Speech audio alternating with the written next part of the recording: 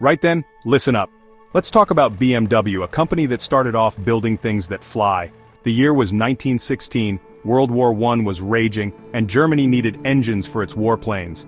That's when BMW, or Bayerische Motorenwerke to its mates, popped into existence. They built engines that roared, engines that could make a Sopwith Camel do loop-the-loops. Their first engine was a masterpiece, a beast of a thing called the BMW 3A. This, my friends, was no ordinary engine. This bad boy was a high-altitude wonder, designed to give German pilots the upper hand in a dogfight. It was so good that other companies started using it too. Talk about a strong start.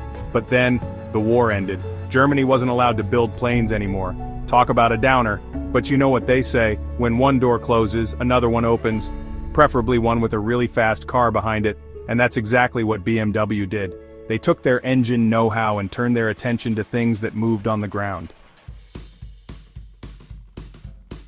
In 1923, BMW decided to give motorcycles a go.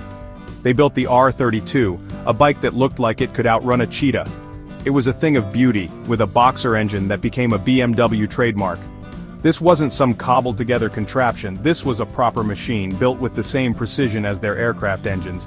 But BMW wasn't content with just motorcycles. They had bigger fish to fry, bigger engines to build. In 1928, they bought a car company and started building their own cars. Their first car, the Dixie, was a bit, shall we say, uninspiring. But it was a start, a stepping stone to bigger and better things.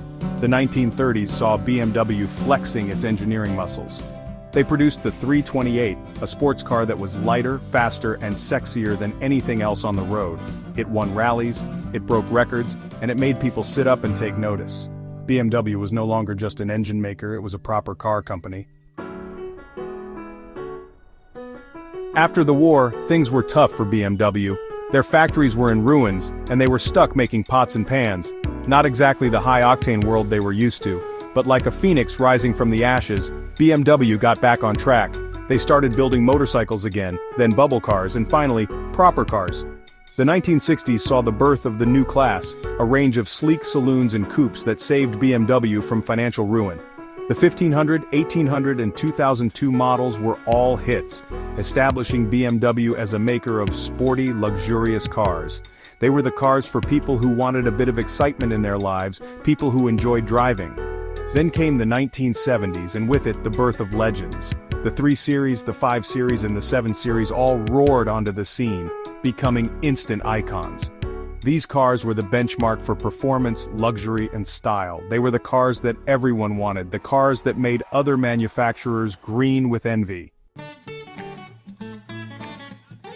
BMW didn't rest on its laurels. They kept innovating, kept pushing the boundaries. They embraced new technologies like turbocharging and electronic engine management, making their cars even faster and more efficient.